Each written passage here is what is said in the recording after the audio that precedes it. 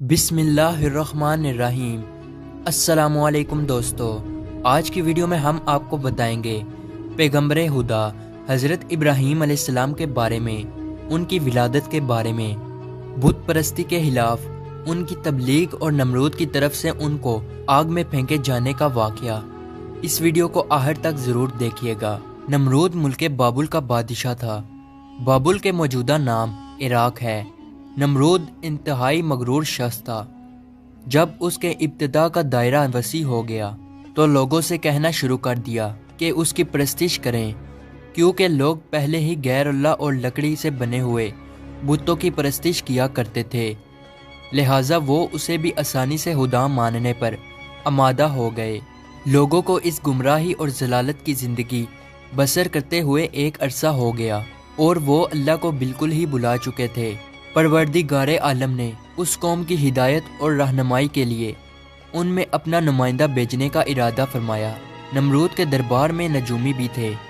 एक नजूमी नमरूद के दरबार में बड़ा मकामो मुंतलिक रखता था और वो नमरूद के बहुत करीब था। एक दिन उसने नमरूद से कहा, एक बात अर्ज करूं? तो नमरूद ने कहा। नजूमी ने बताया कि आपकी सल्तनत में एक बच्चा पैदा होने वाला है। वो बुत परस्ती को खत्म कर देगा और लोगों को अपने दीन की जानिब बुलाएगा और आपकी हुकूमत खत्म कर देगा। ये सुनकर नमरूद ने अपने दरबार के दूसरे नजूमियों की तरफ देखा। सब नजूमियों ने पहले नजूमी की तायद की। नमरूद ये सुनकर दिल ही दिल में घबराया और फिर गुस्से में आकर हुक्म दिया कि औरतों और मर्दों को एक दूसरे से अलग कर दिया जाए ताकि ऐसा कोई बच्चा वजूद में आने ही ना पाए, और हुक्म दिया जो भी बच्चा पैदा हो उसे कत्ल कर दिया जाए। नमरूद के मुंह से इस हुक्म का निकलना था कि बाबुल में पैदा होने वाले बच्चे कत्ल किए जाने लगे। कहते हैं कि नमरूद के हुक्म पर इस मरदूद के जल्लातों ने 1,00,000 बच्चे कत्ल किए। नादान नमरूद ये समझता था कि हैलों से वो खुदा ताला के इरादे के आगे बांध सकेगा। इसी मुल्क बाबुल में एक खातून थी जिनका नाम तारीख ने नोना बताया है। नोना उस वक्त हामला थी, लेकिन उनके हमल के असर को अल्लाह ने छुपा दिया। जब उनके बच्चे की पैदाइश का वक्त आया तो वो नमरूद के खौफ से शहर से बाहर चली गई और वहाँ पहाड़ के एक गार में पनाह ले ली। उन्होंने अपने बच्चे को उसी गार में जन्म दिया और फिर बच्चे को लेटाकर फिर खुदा से दुआ की, ए खुदा, मैं अपने जिगर के टोटे को इस गार में लटाकर जा रही हूँ। उन जालिमों से तू ही इसको बचाना जो मासूमों के खून के प्यासे हैं। फिर उन्होंने बच्चे को बोसा दिया और गार के तहखाने को पत्थरों से बंद कर दिया और वापस शहर को लौट गई। जब दूसरे दिन गार में अपने बच्चे को देखने आई तो देखा उनका बच्चा अंगूठा चूस रहा है। उस बच्चे के अंगूठे से दूध जारी था। ये बच्चा कोई और नहीं बल्कि हज़रत इब्राहीम अलैहिस्सलाम थे। अल्लाह रब्बुल इज़्ज़त ने हज़रत इब्राहीम अलैहिस्सलाम के अंगूठे में दूध पैदा कर दिया था और यूं हज़रत इब्राहीम अलैहिस्सलाम को गज़ा पहुंचती रही। इस गज़ा से हज़रत इब्राहीम अलैहिस्सलाम दिन में इतना बढ़ते थे कि जहां एक आम बच्चा महीने में बढ़ता है। आप अलैहिस्सलाम की माँ आपको देखने की गर्ज से रोज़ाना गार में आती। जब आप अलैहिस्सलाम की उम्र 2 साल हो गई तो वो बातें करने लगे, और जब आपकी उम्र 7 साल को पहुंची तो आपकी वालिदा ने बड़ी बड़ी बातें और अखलाक सिखाने लगी। कमज़ोरों की मदद करना और अल्लाह रब्बुल इज़्ज़त के गुजरे हुए पैगंबरों के वाक़यात सुनाया करती। मगर उन्हें क्या मालूम था कि वो जिस बच्चे की तालीम और तरबियत में लगी हुई हैं वो खुद ही एक पैगंबर हैं। आप अलैहिस्सलाम ने अपनी ज़िंदगी के 13 साल उसी गार में गुजारे। उन्होंने एक दिन अपनी माँ से कहा, माँ, मुझे भी अपने साथ शहर ले चलें। माँ ने जवाब दिया, बेटा, शहर में तुम्हारे लिए खतरा है। इसलिए हज़रत इब्राहीम अलैहिस्सलाम रात को उस गार से निकलकर शहर में दाखिल हुए। हज़रत इब्राहीम अलैहिस्सलाम का एक चचा था जिनका नाम आज़र था। यहाँ पे एक नुक्ते की वजाहत करता चलूँ तो रात में आज़र को हज़रत इब्राहीम अलैहिस्सलाम का चचा कहा गया है, जबकि उनके वालिद का नाम तारिक था। कुरान मजीद में उनके वालिद का नाम आज़र कहा गया है। बहुत से उल्मा का अजमा है कि आज़र हज़रत इब्राहीम अलैहिस्सलाम का बाप ना था बल्कि उनके वालिद तारिक थे और वो मुसलमान थे। अरबाब नस्ब का भी इसी पर इत्तफाक है कि हज़रत इब्राहीम अलैहिस्सलाम के वालिद تارک تھے، لہٰذا قرآن مجید اور اکثر حدیثوں میں جو آزر کو باپ کہا گیا ہے وہ مجاز کے طور پر ہے، کیونکہ وہ حضرت علیہ السلام کا چچا تھا، اور عرب میں یہ رواج ہے کہ چچا کو باپ کہتے ہیں۔ یا یہ بھی ہو سکتا ہے کہ وہ آپ کا چچا ہی رہا ہو اور تارک کی وفات کے بعد ان کی والدہ سے عقد کیا ہو اور آپ کی تربیت کی ہو، اسی سبب سے اس کو باپ کہا گیا ہے۔ آزر مٹی، پتھر، لکڑی کے بت بناتا، ان کو خود پوجتا اور لوگوں کے ہاتھوں فروخت کراتا تھا۔ اس طرح اس کا کاروبار بہت پھیلا ہوا تھا۔ آزر کے بیٹے بھی بت فروشی کرتے تھے۔ جب حضرت ابراہیم علیہ السلام غار سے نکل کر شہر میں گئے اور اپنے چچا آزر کے پاس پہنچے تو آزر نے حضرت ابراہیم علیہ السلام کو بھی اپنے بیٹوں کے ساتھ بت بیچنے کے لیے بھیج دیا۔ حضرت ابراہیم علیہ السلام نے بتوں کے گلے میں رسی باندھی اور انہیں زمین پر گھسیٹتے ہوئے لے گئے، جس سے وہ مٹی، کیچڑ اور کوڑا کرکٹ سے آلودہ ہو گئے۔ پھر آواز لگائی، اے لوگو، آؤ اور مجھ سے وہ بت خریدو جو بے جان ہے، عقل و ہوش سے خالی ہیں اور کوئی نفع یا نقصان نہیں پہنچا سکتے۔ بتوں کے ساتھ حضرت ابراہیم علیہ السلام کا یہ سلوک بت پرستوں کی نظر میں بے حد توہین آمیز تھا۔ پھر بات یہاں تک آ پہنچی، آزر نے حضرت ابراہیم علیہ السلام کو اس بارے میں نصیحت کی۔ ایک دن حضرت ابراہیم علیہ السلام نے اپنے چچا سے پوچھا، چچا جان، آپ لکڑی اور مٹی کے بت بناتے ہیں جو نہ بول سکتے ہیں، نہ سن سکتے ہیں، نہ آپ کو کوئی نفع یا نقصان پہنچا سکتے ہیں۔ آزر نے چونک کر پوچھا، کیا تم ہمارے خداؤں کے مخالف ہو؟ دیکھو، آئندہ اس طرح کی بات زبان پر نہ لانا، ورنہ تمہیں سزا ہوگی۔ اس کے بعد حضرت ابراہیم علیہ السلام لوگوں سے مخاطب ہوئے اور کہا، پرستش اور سجدے کے لائق نہ نمرود ہے اور نہ یہ بت ہیں، لائق عبادت صرف اللہ تعالیٰ کی ذات ہے، جس نے ساری کائنات کو بنایا، جس نے پوری دنیا کو پیدا کیا۔ حضرت ابراہیم علیہ السلام کا نام اور پیغام تیزی سے پھیلنے لگا، لوگ ان کی بات غور سے سننے لگے۔ جب ان کی شہرت نمرود تک پہنچی تو اس نے اپنے دربار کے لوگوں سے پوچھا، یہ کون نوجوان ہے جس نے ایک ہنگامہ کھڑا کر دیا؟ درباری بولے، اس کا نام ابراہیم ہے جو آزر کے گھر میں جوان ہوا ہے۔ نمرود نے حکم دیا کہ اسے فوراً میرے سامنے پیش کیا جائے۔ نمرود کے بھیجے ہوئے لوگ حضرت ابراہیم علیہ السلام کے پاس آئے اور انہوں نے نمرود کا پیغام انہیں پہنچایا۔ حضرت ابراہیم علیہ السلام نمرود کے پاس پہنچے۔ نمرود نے پوچھا، نوجوان، تم جس خدا کی بات کرتے ہو وہ کون ہے؟ تو حضرت ابراہیم علیہ السلام نے جواب دیا، میرا خدا وہ ہے جو لوگوں کو زندگی اور موت دینے کی قدرت رکھتا ہے۔ نمرود نے کہا، یہ تو میں بھی کر سکتا ہوں، اور اس نے ایک ایسے مجرم کو آزاد کر دیا جسے موت کی سزا کا حکم سنایا جا چکا تھا، اور ایک ایسے آدمی کو پھانسی دے دی جس کا کوئی جرم نہیں تھا۔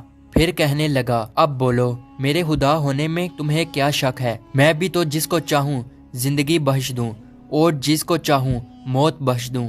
حضرت ابراہیم علیہ السلام نے فرمایا، اگر تو سچا ہے تو جس کو قتل کیا ہے اس کو زندہ کر کے دکھا۔ پھر فرمایا، میرا خدا سورج کو مشرق سے نکالتا ہے اور مغرب میں غروب کرتا ہے، تو اسے مغرب سے نکال کر دکھا۔ نمرود سے اس سوال کا جواب نہ بن سکا اور وہ شرمندہ ہو گیا۔ اس وقت حضرت ابراہیم علیہ السلام کی والدہ نے نمرود سے کہا، بادشاہ سلامت، مجھے اجازت دیں کہ میں ابراہیم علیہ السلام کو اپنے ساتھ لے جاؤں، کیونکہ یہ ابھی ناسمجھ ہیں۔ آزر بولا، بادشاہ سلامت، آپ ابراہیم علیہ السلام کو گھر جانے کی اجازت دے دیں، میں اسے آپ کی اور بتوں کی توہین سے باز رکھنے کی ضمانت دیتا ہوں۔ نمرود نے کہا، میں تمہاری خاطر ابراہیم علیہ السلام کو معاف کرتا ہوں، لیکن اگر اس نے آئندہ کوئی ہنگامہ کھڑا کیا تو میں اسے زندہ جلا دوں گا۔ ابراہیم علیہ السلام اس واقعہ کے بعد اپنے مشن سے باز نہ آئے، اور انہوں نے ایک دن آزر سے کہا، چچا جان، یہ بت کیا ہے جن کو آپ خود بناتے ہیں اور خود پوجتے ہیں اور خود ہی ان کو خدا مانتے ہیں؟ آزر یہ بات سنتے ہی بگڑ گیا اور اس نے کہا، ابراہیم، فوراً میرے گھر سے نکل جاؤ، میں تمہیں مزید برداشت نہیں کر سکتا۔ ابراہیم علیہ السلام یہ کہتے ہوئے گھر سے نکلے۔ چچا جان، آپ نہیں مانتے تو میں جاتا ہوں، مگر میں اپنے مشن سے باز نہیں آؤں گا، کیونکہ میں خدا سے ڈرتا ہوں اور ان بتوں سے یا نمرود سے نہیں ڈرتا۔ حضرت ابراہیم علیہ السلام نے اپنے چچا کے گھر سے الگ اپنا کوئی انتظام کر لیا اور وہاں سے چلے گئے، مگر اپنے قول کے مطابق اللہ کی بندگی کی دعوت دیتے رہے اور بتوں کی خدائی کا انکار کرتے رہے۔ ملک بابل کے لوگ ہر سال ایک عید منایا کرتے تھے اور اس دن کچھ خصوصی کام انجام دیا کرتے تھے، چنانچہ وہ لوگ سارا دن شہر سے باہر گزارتے تھے۔ ایک دفعہ جب عید کا دن آیا اور وہ لوگ شہر سے باہر چلے گئے تو حضرت ابراہیم علیہ السلام اکیلے اس شہر میں رہ گئے۔ جب حضرت ابراہیم علیہ السلام نے دیکھا کہ شہر خالی ہے اور بت خانے کا کوئی محافظ بھی نہیں ہے، حضرت ابراہیم علیہ السلام نے ایک کلہاڑا لیا اور بت خانے میں جا پہنچے۔ اس عالی شان بت خانے کو دیکھنے لگے جس کو بڑی نفاست کے ساتھ سجایا گیا تھا۔ اس میں مختلف بتوں کو ان کے مطابق ترتیب میں رکھا گیا تھا۔ تب آپ نے ان بتوں کا مذاق اڑانے کے لیے کھانا ان کے آگے رکھا جو آپ ساتھ لے گئے تھے۔ آپ نے ان سے کہا، کیا تم کھانا کھاؤ گے؟ جب بتوں کی طرف سے کوئی جواب نہ ملا تو کہا، تم بولتے کیوں نہیں؟ لیکن اب بھی کوئی جواب نہ ملا۔ اس پر حضرت ابراہیم علیہ السلام نے کلہاڑا اٹھایا اور ایک کنارے سے بتوں کو توڑنا شروع کیا۔ سارے بت چکنا چور کر دیے۔ آخر میں سب سے بڑے بت کے کندھے پر کلہاڑا رکھا اور بت خانے سے چلے گئے۔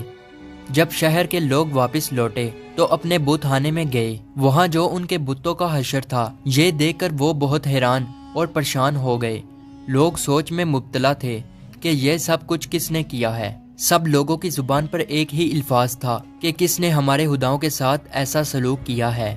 بعض لوگوں نے کہا، ہم نے ایک نوجوان کو بتوں کی برائی بیان کرتے ہوئے سنا ہے کہ جس کا نام ابراہیم ہے، وہ بتوں کی عبادت کو بے عقلی کا کام سمجھتا ہے اور اس نے ہمیں لعنت ملامت بھی کی تھی، اس لیے ممکن ہے کہ یہ کام اس نے ہی کیا ہو۔ اس طرح حضرت ابراہیم علیہ السلام پر شک ظاہر کرنے کے بعد ان پر ایک مقدمہ چلا۔ انہوں نے حضرت ابراہیم علیہ السلام سے پوچھا، کیا ہمارے خداؤں کے ساتھ یہ سلوک تم نے کیا ہے؟ تو حضرت ابراہیم علیہ السلام نے بڑے اطمینان سے جواب دیا، یہ بات اس بڑے بت سے پوچھو کہ جس کے کندھے پر کلہاڑا ہے۔ اس شخص نے کہا، وہ تو بول نہیں سکتا۔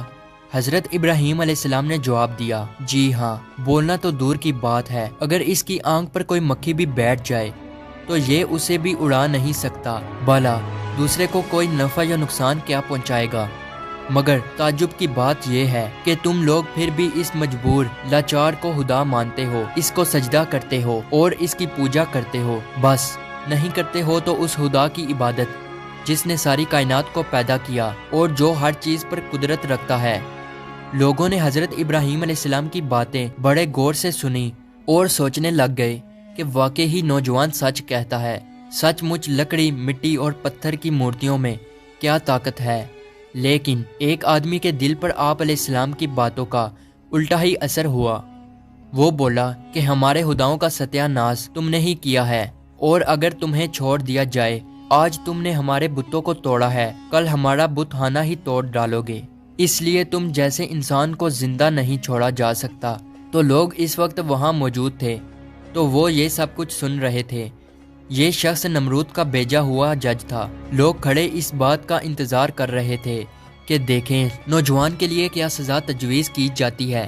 اس سزا کو سننے کے لیے انہیں زیادہ انتظار نہ کرنا پڑا۔ جج بولا، ابراہیم، تمہارے اس جرم کی سزا یہ ہے کہ تمہیں زندہ جلا دیا جائے گا اور تمہاری خاک ہوا میں اڑا دی جائے گی۔ ابراہیم علیہ السلام نے کہا، میں تمہارے اس فیصلے سے نہیں ڈرتا۔ زندگی اور موت کا مالک میرا اللہ ہے۔ میں جو کچھ کہہ رہا ہوں وہ حق ہے اور میرا اللہ سن رہا ہے۔ جج نے حضرت ابراہیم علیہ السلام کو جو فیصلہ سنایا، نمرود نے اس پر عمل درآمد کرنے کے لیے فوراً تیاری شروع کر دی۔ اس نے اس شہر اور ادھر ادھر کے علاقے میں اعلان کرا دیا، ہمارے بتوں کو توڑنے اور ان کی توہین کرنے والے نوجوان کو زندہ جلانے کے لیے سب لوگ ایندھن اکٹھا کریں۔ ادھر بت خانے کے پجاریوں نے بھی اعلان کیا، جو لوگ اپنی کسی مراد کے پورا ہونے کے لیے ایندھن جمع کریں گے، ان کی مراد پوری ہوگی۔ اس اعلان کو سن کر لوگوں نے زیادہ سے زیادہ ایندھن جمع کرنا شروع کر دیا۔ ادھر شہر کے تمام لوگوں نے لکڑیوں کو اکٹھا کرنا شروع کر دیا۔ ادھر ابراہیم علیہ السلام قید کر لیے گئے۔ لوگوں نے ایندھن کے لیے لکڑیوں کو اکٹھا کر کے ایک جگہ اس کا سٹال لگا دیا اس کے بعد ان لکڑیوں کو آگ لگائی گئی۔ جب شعلے بھڑک اٹھے تو حضرت ابراہیم علیہ السلام کو قید خانے سے نکال کر لایا گیا۔ جب انہیں اس میدان میں لایا گیا جہاں آگ جلائی گئی تھی تو آپ علیہ السلام اس آگ کو دیکھ کر ہنس پڑے۔ حضرت ابراہیم علیہ السلام نے اس اونچے مینار کو بھی دیکھا جو میدان سے کچھ دوری پر تعمیر کیا گیا تھا، جس میں ایک خوبصورت کمرہ تھا جہاں نمرود کے ساتھ اس کے وزیر اور بشیر بیٹھے تھے۔ کہتے ہیں کہ یہ آگ اس قدر شدید تھی کہ اس کے اوپر سے پرندہ گزر نہیں سکتا تھا۔ چنانچہ جب حضرت ابراہیم علیہ السلام کو لایا گیا تو ان لوگوں کو یہ معاملہ پیش آیا کہ اب ابراہیم کو آگ میں کیسے پھینکا جائے۔ اس دوران شیطان نے ان لوگوں کے دماغ میں منجنی کا تصور ڈالا۔ حضرت امام جعفری صادق علیہ السلام سے منقول ہے کہ منجنی دنیا میں سب سے پہلے حضرت ابراہیم علیہ السلام کے لیے کوفہ میں کسار نامی ایک نہر کے کنارے بنائی گئی اور وہ قریائے کنتانہ میں بنائی گئی۔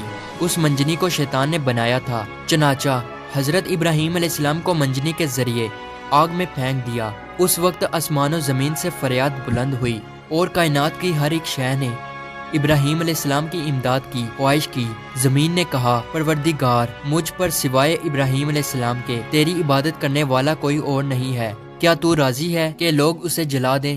فرشتوں نے کہا، تیرے خلیل ابراہیم علیہ السلام کو لوگ جلاتے ہیں۔ حق تعالیٰ نے فرمایا، اگر مجھ سے وہ مدد طلب کرے گا تو میں یقیناً قبول کروں گا۔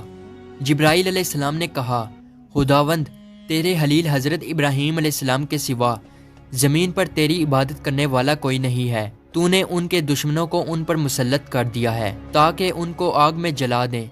حق تعالیٰ نے فرمایا، خاموش ہو جا، ایسی بات تیرے جیسا بندہ ہی کہہ سکتا ہے جو ڈرتا ہے کہ کوئی امر اس کے قبضہ اختیار سے باہر ہو جائے گا۔ وہ میرا بندہ ہے، جس وقت چاہوں گا اس وقت بچا لوں گا۔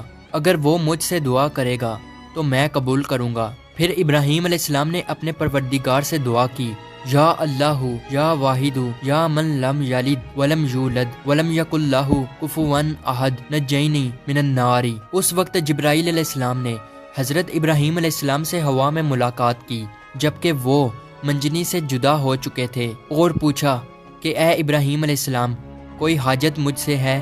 آپ علیہ السلام نے فرمایا، تم سے کوئی حاجت نہیں ہے، لیکن عالموں کے پروردگار سے میری حاجت ضرور ہے۔ اس وقت جبرائیل علیہ السلام نے ان کو ایک انگوٹھی دی جس پر نقش تھا، لا الہ الا اللہ محمد الرسول اللہ۔ پھر خدا نے آگ کو وحی کی، کونی برتن یعنی سرد ہو جا۔ اس کے ساتھ ہی آگ سرد ہو گئی اور وہاں جبرائیل علیہ السلام آئے اور آگ کے ساتھ بیٹھ کر گفتگو میں مشغول ہو گئے۔ ان کے چاروں طرف گلو لالا پیدا ہو گئے۔ کہتے ہیں کہ جب آگ جل رہی تھی تب چھپکلی آگ کو پھونکتی تھی اور مینڈک پانی لا کر اس پر پھینکتا تھا تاکہ اس کو بجھا دیں، اور جب خدا نے وحی کی کہ سرد ہو جا، 3 روز تک دنیا کی تمام آگ میں گرمی باقی نہ رہی تھی، اور یوں اللہ تعالیٰ نے اپنے پیغمبر حضرت ابراہیم علیہ السلام کو اتنی بڑی آگ سے محفوظ رکھا۔ یہ سارا معاملہ دیکھنے کے بعد نمرود ابراہیم علیہ السلام کے پاس پہنچا اور بولا، نوجوان، ہمیں تعجب ہے کہ تمہارا حکم آگ پہ چلتا ہے۔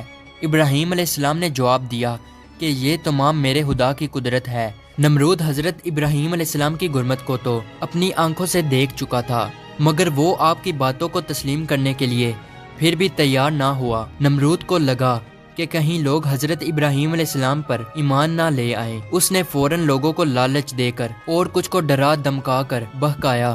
اس واقعہ کے بعد اس نے حکم دیا کہ انہیں شہر بدل کر دیا جائے تاکہ کوئی شخص ان کا پیرو نہ بنے اور ان کا دین اختیار نہ کر سکے۔